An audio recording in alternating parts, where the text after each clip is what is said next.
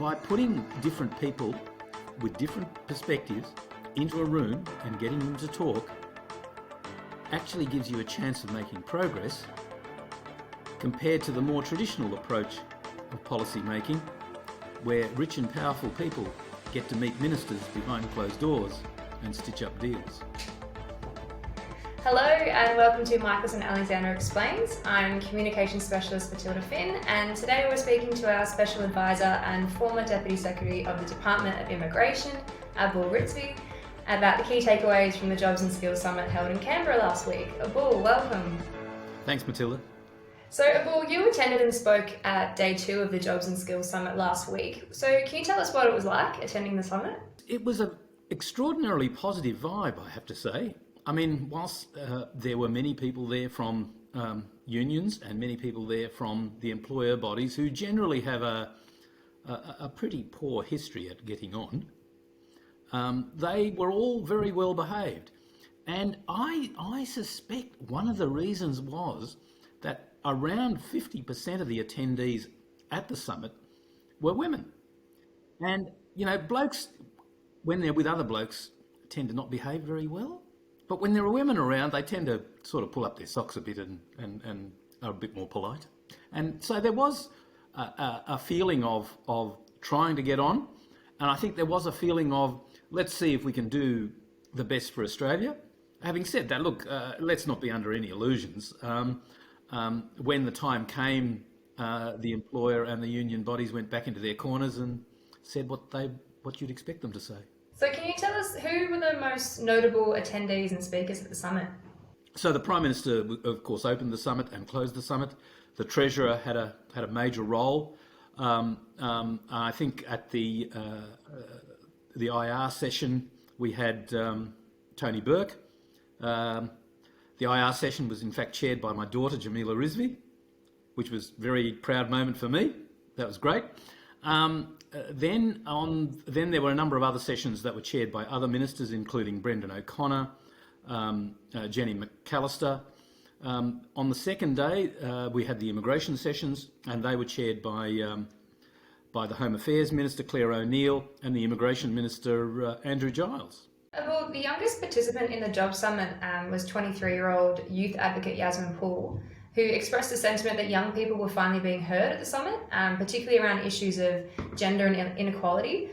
She said, and I'm going to quote her here, "I've heard gender mentioned in every single panel. It was powerful to hear words like gender lens, disability and First Nations being used frequently. It feels like optimism, but also inclusion, not just something tokenistic, but a willingness to change deeper structure that often drives inequality." So from your own experiences at the summit, do you think great progress was made on issues of gender, equality, and maybe even things like parental leave? The feeling at the summit was very much that things needed to be done to address the gender pay gap, to address the issues of people with disabilities, First Nations people being able to access employment in an equitable manner.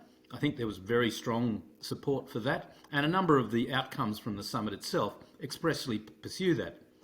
On the gender front, there was very much a view that the still relatively low participation rate of women in the Australian labour force is an ongoing problem, but it's also an enormous opportunity. The point was made. If we could just halve the gap between men and women in terms of labour force participation, the benefits to the economy would be huge. And against the background of a rapidly ageing population as we have, achieving a closing of that gap is really, really important. One of the main takeaways to come out of the summit was the migration cap, which lifted the number of permanent migrants allowed into Australia to 195,000 to tackle the current jobs crisis. Treasurer Jim Chalmers also flagged the need for more investment in housing off the back of this announcement. Can you explain what this announcement actually means for Australia and our current immigration policies? So the cap was increased from 160,000 to 195,000. Two important things about that increase. It is highly likely a substantial portion of the increase will actually go to people who are temporary residents in Australia and have been temporary residents in Australia for some time. Now that is good policy to provide them with a pathway to permanent residence. But we need to be clear, converting them from temporary residents to permanent residents does not add to the labour force. Luckily also doesn't add to housing demand.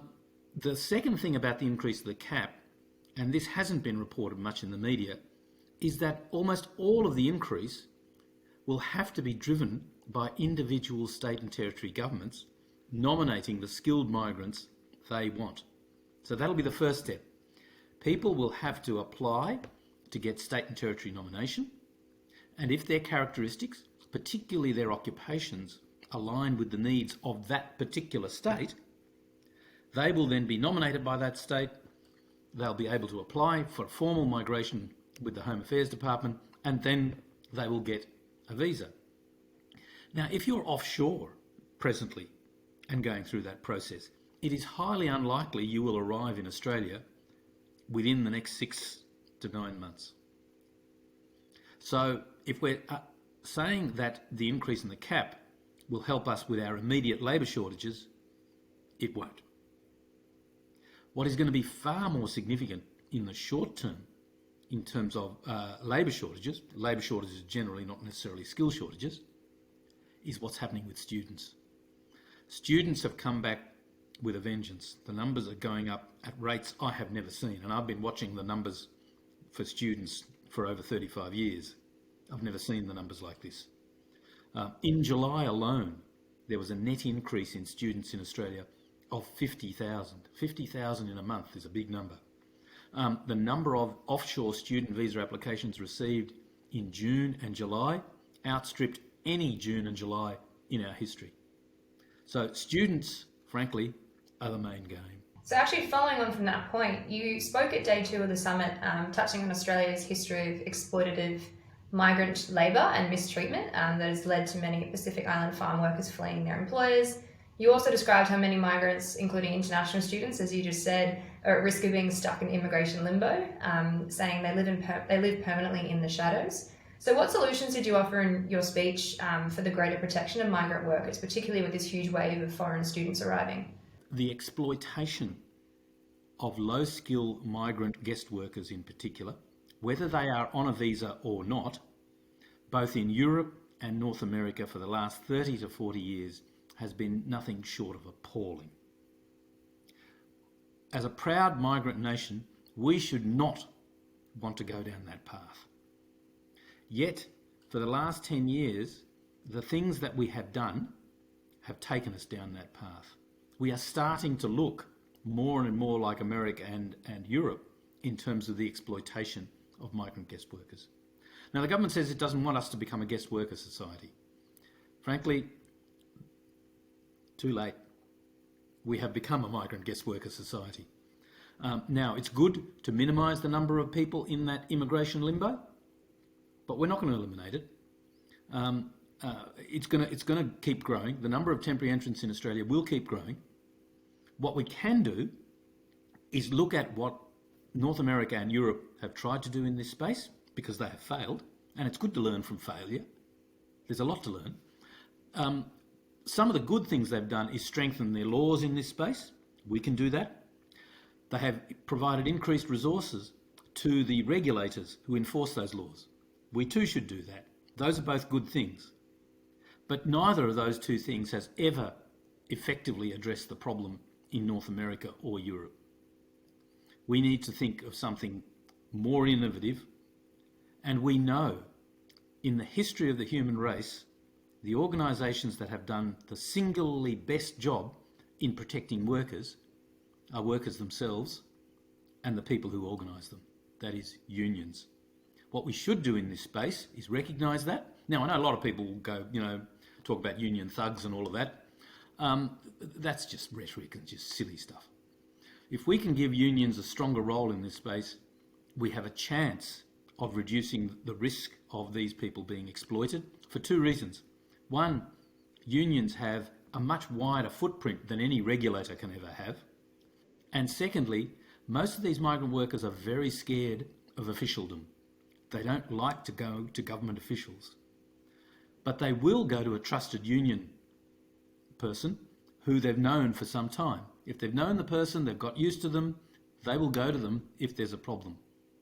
Those are the two reasons I believe unions can help us minimise the risk of us becoming like North America and Europe in this regard. Did the unions have quite a strong voice at the Jobs and Skills Summit? Yes, they did. There was, I think, about 30% of the people there were either with a union or had some affiliation with a union.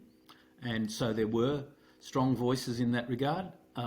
Having said that, there were actually more people representing business than there were unions. So when you hear in the media that it was a union love fest, well, actually there were more people from business there than from the unions. So moving on to digital and tech skills, the Tech Council of Australia welcomed the outcomes of the summit as it made concrete progress towards achieving 1.2 million tech jobs by 2030. How does the Australian government plan to achieve this commitment? So increasing the migration cap helps because a substantial portion of our tech workers come from overseas and have been coming from overseas for 30 years. So in that regard, it's not new. The larger program will help more of them come. That's great.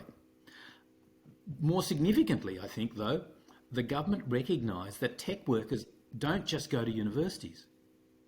Digital workers also attend TAFE. And I think the significant expansion of free TAFE places is going to be crucial in that regard, especially if those people can develop digital skills, and that's where they focus. The challenge, of course, will be where do we get enough digital teachers to teach all those TAFE kids? Nationals leader David Littleproud suggested waiving the HECS debt for registered nurses working in aged care. And this could cost taxpayers more than $60 million.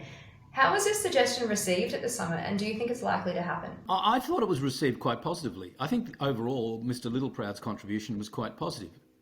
I think it would help attract more young people into studying nursing, but we shouldn't forget that a substantial part of our problem in terms of a shortage of nurses is being able to retain them once they've completed their courses. Frankly, what we pay nurses and the conditions under which we make them work are unacceptable. And as our population and the population of all developed nations around the world ages significantly, there will be intense competition for nurses, registered nurses around the world. If we don't pay our nurses enough, somebody else will pay them more. So finally, Abul, what do you think was the biggest lesson out of the summit for businesses and not-for-profits?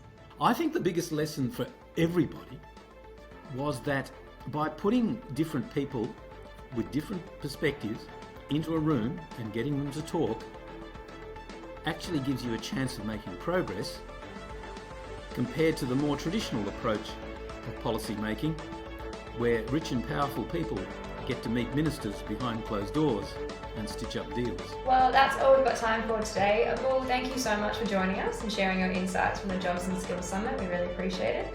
You're welcome, Matilda. Good to talk. Make sure you like and subscribe. We'll see you next time.